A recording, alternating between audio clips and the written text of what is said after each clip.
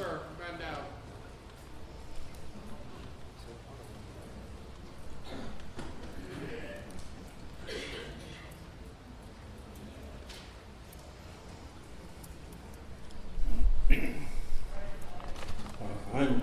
My name is Stanley Gluck, and I'm a property owner in the town of Colesville. The water from my property comes into town of Windsor, into Quad Creek. The other reason I think I should speak here is that what you do will ultimately affect everyone in the state if in fact the state is going to make the final decision. So what you do by encouraging the state to make a decision in favor of fracking will affect me as well. So that's in the way of introduction.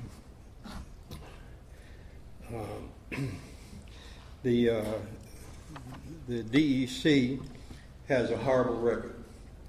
All you have to do is go to IBM and under the ground, and you wonder where the DEC was all those years, where people now are losing their homes or their homes are devalued significantly.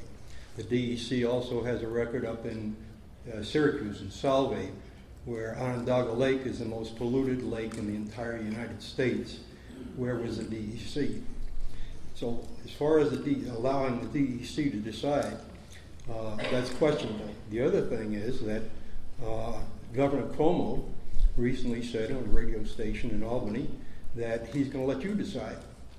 That I guess he figured he didn't want to get the political flack from the Senate or whatever it is, the assembly up there, and he's going to let you decide. And that's a matter of record at this point.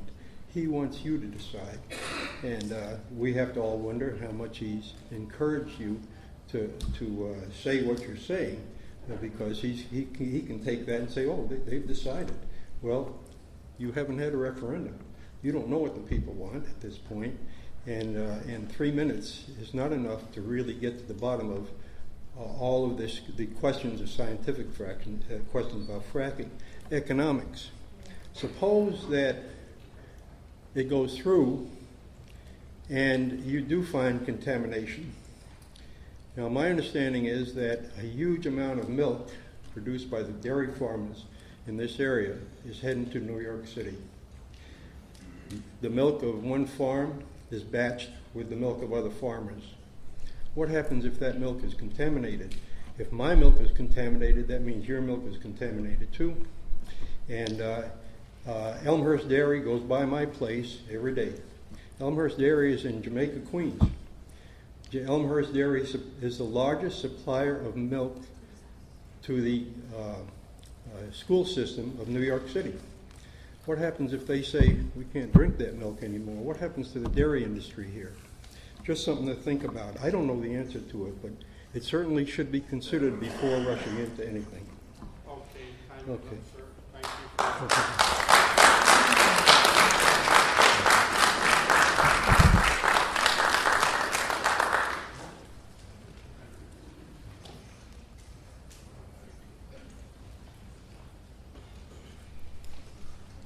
Gilda Rush, 81 Far Road, Windsor, and I hate public speaking, but I think this is important. I have shared this information with DEC several times. It concerns the cementing of the gas wells. Not much of anyone speaks about that. This is an article that I wrote for the press, April 25th, 2010. Everyone is familiar with cement, but have you ever thought about its use in gas wells? In the gas industry, cement plays a crucial role. First, the driller penetrates all the strata and the cuttings are removed, leaving a bare borehole. Next, a metal pipe called a casing is placed in the borehole. Most people believe fluids and gases can't possibly get through the casing. Therefore, the casing will protect underground aquifers from contamination. Wrong. Pollution can still occur in the space between the outside of the casing and the inside of the borehole called the annular space. This is why drillers force a cement mixture down the inside of the casing, then up the outside of the casing into the annular space until the cement fills this area and returns to the surface. This cement is the chief mechanism for protecting water sources. Having been an asphalt and concrete materials tester, I am concerned over the extreme conditions deep drilling operations will exert on this concrete.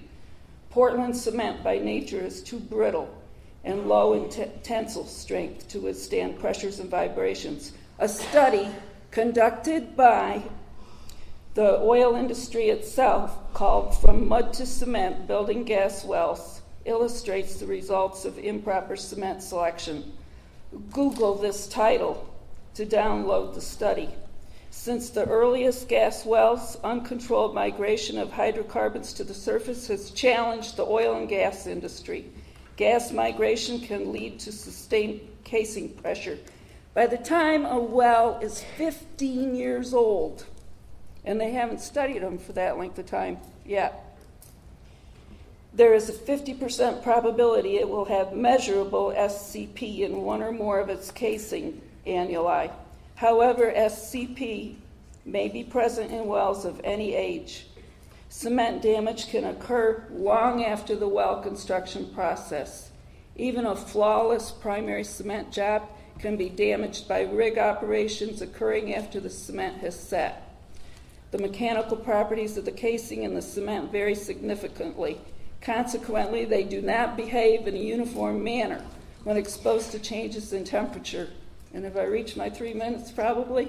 I'm just trying to give you the idea about the cementing because hardly anybody speaks about that. Jill, let your time be up. And I have information for you folks. All right. Okay? Thank you. There's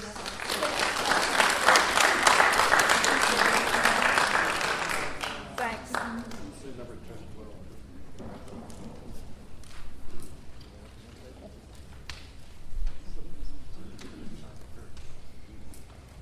My name's Peter Ruggieri. I live at 181 Dyer Road in Windsor. And I would just like to make a couple statements relative to what the board members have said. I understand that the agenda is placed on the website about 24 hours prior to the meeting. My wife usually covers these meetings for the Windsor Standard. She was unable to be here tonight. But when she looked at the agenda for the May meeting and saw resolution number 24, there's a description of what it's supposed to be about. It didn't say to keep the town from frivolous lawsuits. What it said was to support gas well drilling. So I believe that the purpose of passing resolution 24 was not spoken quite correctly. My feeling is that the board took this position so that the governor and the DEC would view the town of Windsor as being in favor of gas well drilling. I don't feel that's a proper decision until there was some sort of method to ascertain what the position of the residents was.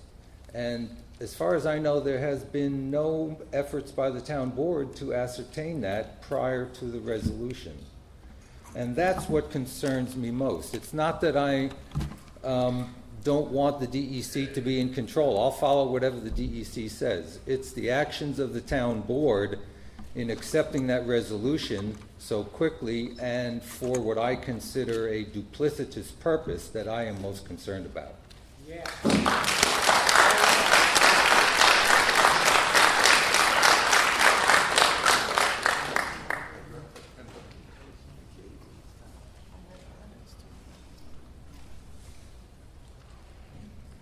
I hate talking in front of people, but my blood's starting to boil a little bit over here. Craig Terrell, I live at 7 West Street in the Village.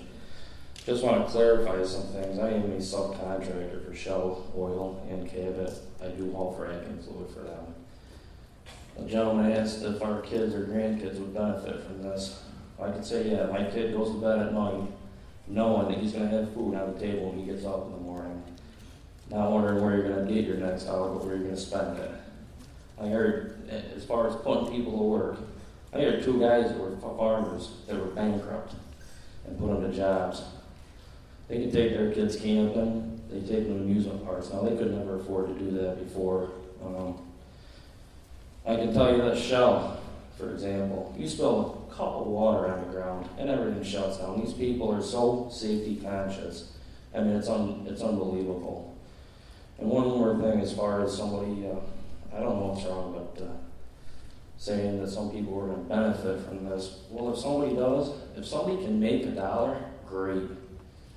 I want to know that these lights are going to be on in the school for my kid to come here, and not say the town can't afford it.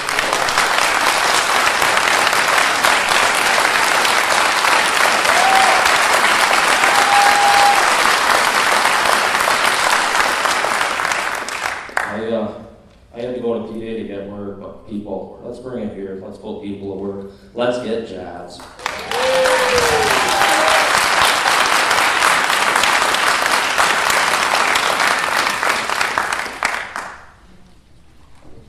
For someone that doesn't like public speaking, you're a tough act to follow. My name is Jim Willis. I live at 20 Hilltop Lane, Windsor. I own 2/3 of an acre of land, so I'm sure not going to get rich from this. But I'm also editor of a publication called Marcellus Drilling News. And I've studied this issue extensively for the last several years. And I'm here tonight as a Windsor Town resident to applaud you for what you've done in passing Resolution 24. It was the exact right thing to do.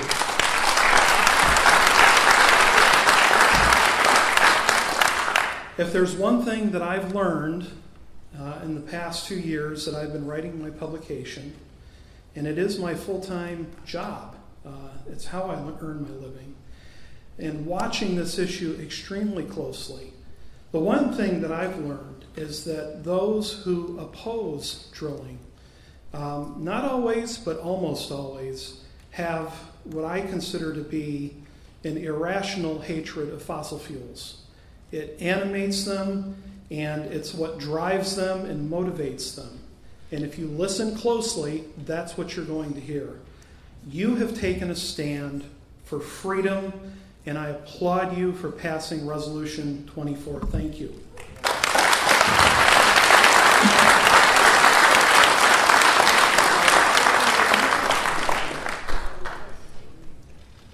I'd like to thank the board for allowing me to come and speak. My name is Steve Childress. I grew up on 175 Thompson Road in Windsor. I now live on Foley Road in Windsor. I own a business in the community. I employ two other people that live in the community. I'm 35. I'm not going anywhere, but I'm scared about this force majeure. I own land here. Say 60% of the land is leased off. Are you going to force us into fracking? And if you are, it's my understanding that you need 1 hectare, which is 640 acres, for a pad. Okay, so if you need that to frack, so then you're going to need that hectare around it. So what if my 2 acres sits in that hectare? Are you going to frack under my land? If I like it or I don't like it, I'm not for it, but I'm not telling you what to do on your land. What I'm asking you is, be conscious of your neighbors. Once again, I grew up in this town my whole entire life. I went to the United States Marine Corps. From there, I went to Bloom Community College. And from there, I've worked in the community. So that's what I have to say. That's it.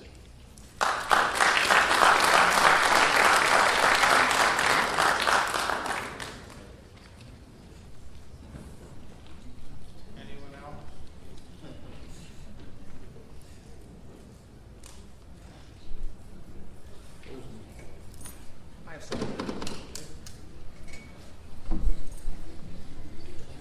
I'm not gonna, well, first off, my name is Jim Donahue, 995 Route 79, Windsor, New York. I'm not gonna get into the pros and cons of drilling per se, but I do have one question for you. I'm from New Jersey originally. I moved up here to get some peace and quiet and to, believe it or not, escape pollution. And when they drilled for natural gas down in New Jersey, they had this program called Host Community Benefits, where the gas company will actually hook up residents to gas wells and gas lines, and they would get free gas. Is that in the mix here, or is this like, as somebody else said, gas going over to Australia or China or whatever, or out of the area. I want to know that most of the gas here is being used to benefit Windsor residents and not to line somebody's pockets. To be honest with you, we have not talked to any drillers because it's not permitted here yet.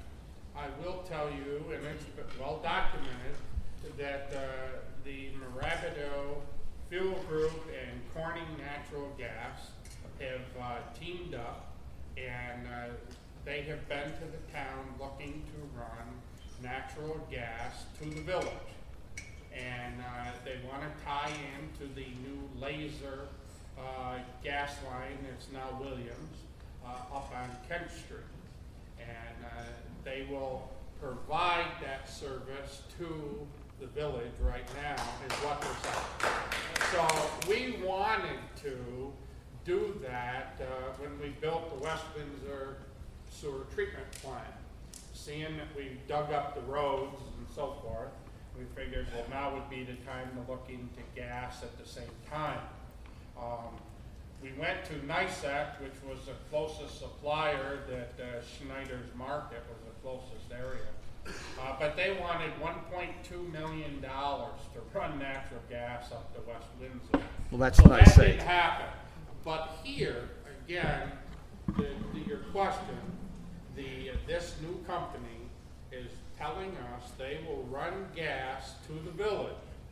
And there is no charge to do that, is what we were told, right, Mayor?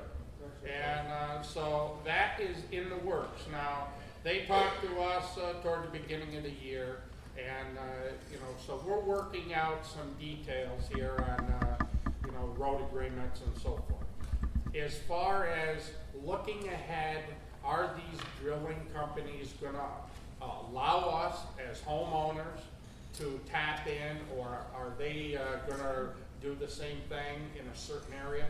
I don't know. I have no idea of knowing that because I don't know who's coming or if they're coming. There's too many variables. Well, before you pass any more resolutions, maybe we should find out. Well, again, you got to know who's coming before you can find out. Thank you. Yes.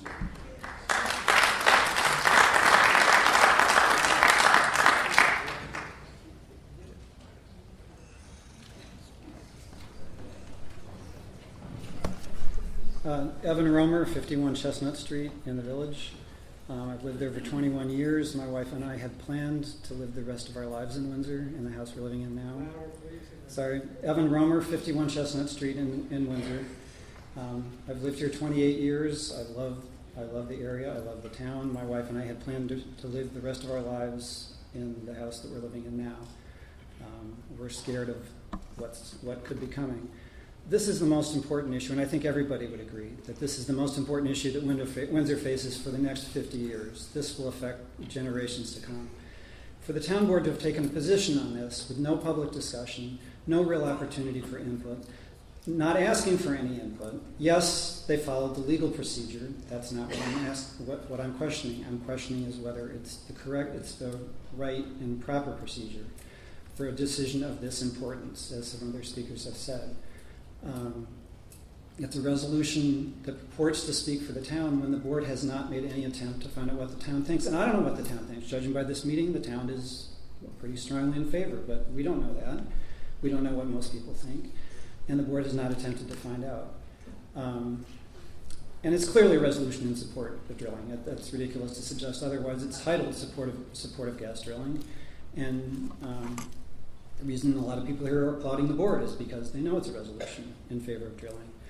And what I would ask everybody who's in favor of this procedure is to think for a moment. Suppose a different board had passed a resolution against drilling with no public input and no attempt to get public input, or a ban or a moratorium. You would be here questioning the procedure and saying it was wrong. And the golden rule says that what you want for others, what you want for yourself is what you should want for others. This is not a correct procedure for a decision of this importance. And for the board, seemingly from what I've read in the paper, and to not even consider reconsidering it, to be dismissive of those who say, well, we did it legally, so it's okay. You didn't make an attempt to to find out what the public thinks, and you don't know what the public thinks, and I don't know what the public thinks. So let's find out. Let's have an opportunity for a real public discussion, people to get educated about it. Mr. Williams, when you say you can't do a referendum, does it mean you can't do a binding referendum, or can you do a non-binding referendum? Could that? You say it's illegal to. So you could do a non-binding referendum. This is New York State Comptroller opinion. I'm just going to read part of it. It says it has been consistently held in the state that a municipality may not submit a question to a referendum, either advisory or binding, in the absence of express statutory authority. Based upon these cases, we have stated that referendum which are neither authorized nor required by statute are improper and without effect, and that municipal monies may not be expended for such circumstances. Okay, so referendum is not an option, but there are ways to gather public opinion, and the board has made no attempt to do so, and I really have a problem with that. I don't think this is such an important comment, and your time is up, but you are wrong. We advertised, we held a meeting. Just because people didn't show up, that's my fault. I disagree. For a decision of this magnitude, all you people applauding, if the board had done something you disagreed with, you would not be applauding.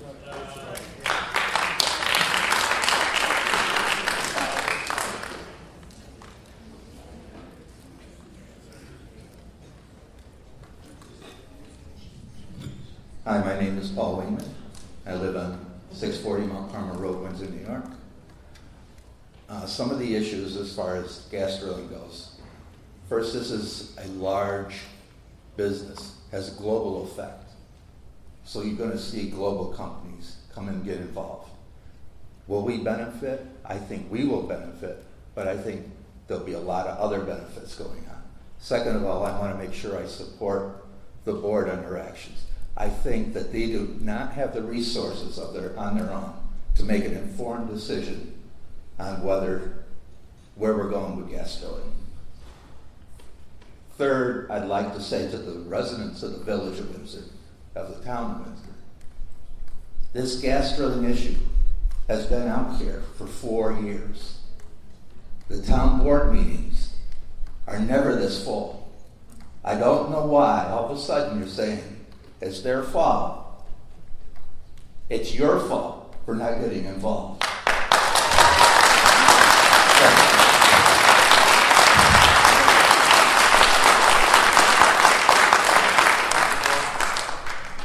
Anyone else? Yes.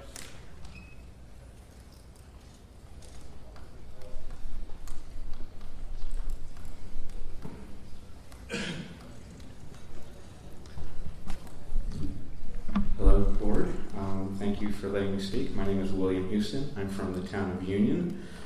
I'm speaking here today as a subject matter expert to a certain degree on the New York governing document, the SGEIS. Actually, it's the draft at this point, the revised draft. There were a total of 8 public hearings that were given by the DEC, and there were 3 additional ones. There was 11 total. I believe that I'm the only person in the state of New York that had went to all 11. And you can watch them all on shaleshockmedia.org if you're so inclined to see some of the comments. I highly encourage you to do that, because what you're saying is, you're saying the resolution is neutral, and you're saying, let's let the state do its job, and they have the experts.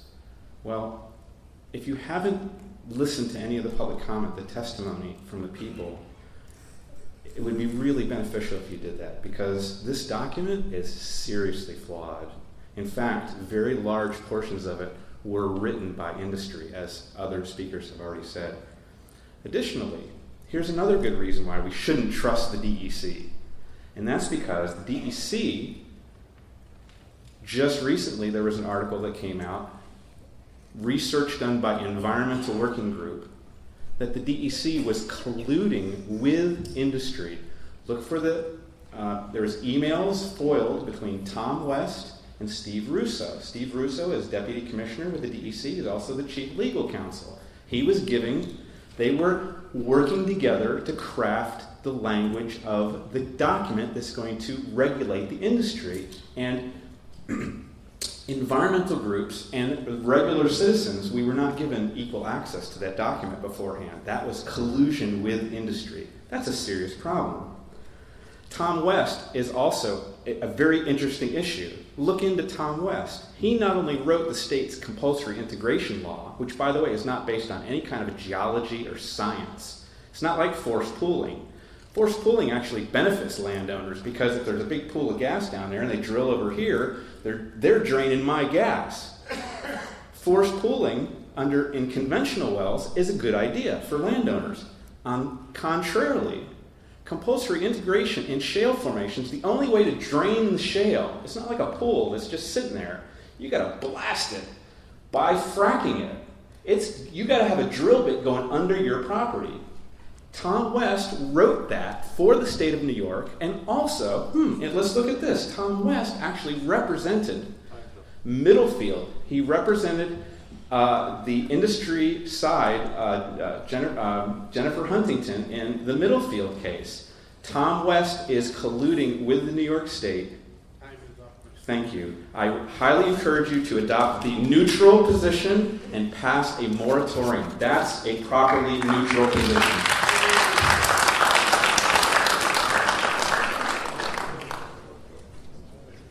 Anyone else?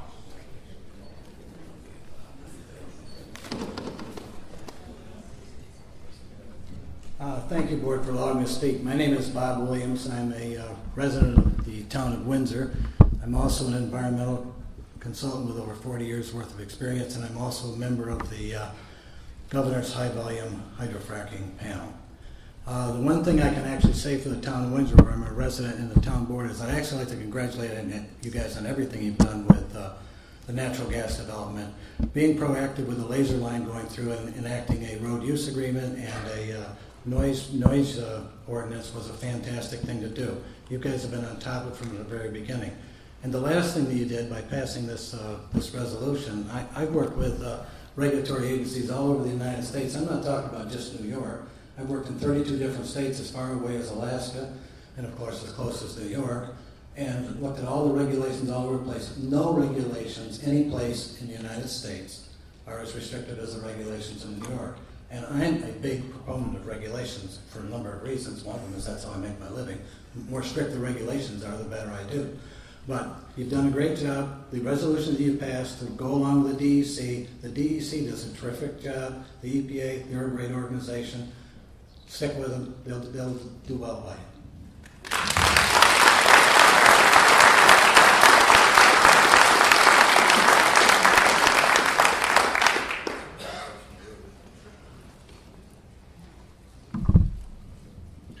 Thank you. My name is Mike Griffin.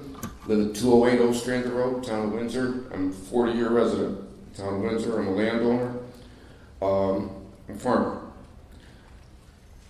Just a couple of points I'd like to make. First of all, I'd like to applaud you fellas and ladies. Resolution is good. Just a couple of points that I think need to be made. But first of all, as a landowner, my mineral rights are my mineral rights. No one has right to tell me what I can and can't do with my land. Somebody doesn't right. People are not being forced to sign leases. If they own land and they don't want gas drilling on their land, nobody's forcing. Okay. The idea of the hectares and so much, such a percentage of a hectare, if the people accept it, that's the way the business goes. It's done. I doubt very much that anybody who is against drilling and gets a royalty check will be sending the check back to the oil company. But just my basic point is, these are our rights.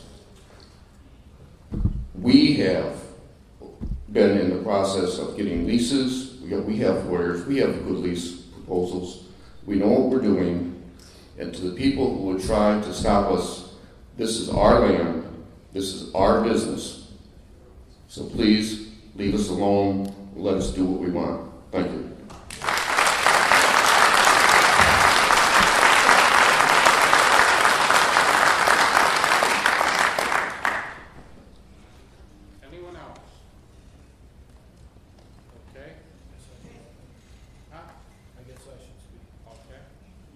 guess as long as I'm the other one that's being accused of the resolution going through, I think you ought to stop and think about the fact that there's 3 board members that all voted for it.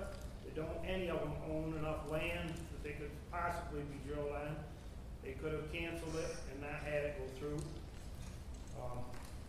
As Marcelo said earlier, we were told that the resolution was just saying that we were allowing them to go ahead, whatever the state did. We were not making a motion to go either way, that yes, you can drill, no, you can't drill. I get a little bit tired of hearing all the time of a conflict because I own a business in the town. I think it's a shame that a man can't live in this town and work in this town. I've been on this town board for 32 years and have tried my best to serve the town of Windsor, not anything for Cowell Brothers Construction. And there's some things that people don't know, and I usually wouldn't even say anything, but everything goes around how we've had so much benefit from the town. How many people in the town know that Cowell Brothers has furnished a tower for the last 8 years for the town of Windsor and the fire company to have radio communication at no charge at all to the town of Windsor?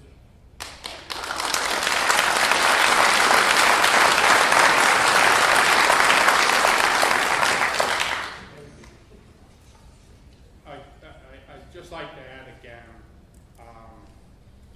our meetings are the first Wednesday of the month. They are open to the public. They are advertised beforehand. The agenda's there. Normally, we do not put a limit on public speaking. We did tonight due to the large number of people. Our town board meetings average about 8 people. And the normal time for us to hear the complaints is budget time. And it's not during the budget process, September, October, November. It will be January and February thereafter. Why this? Why that? Well, where were you when we were discussing the budget? And it's no different with this issue. There's always 2 sides to everything. You're not going to please both sides. Unfortunately, I guess we're the ones that were elected to do a job. And that's all we're trying to do. We are trying to look out for everyone that lives here. And thank you. Thank you. That's it.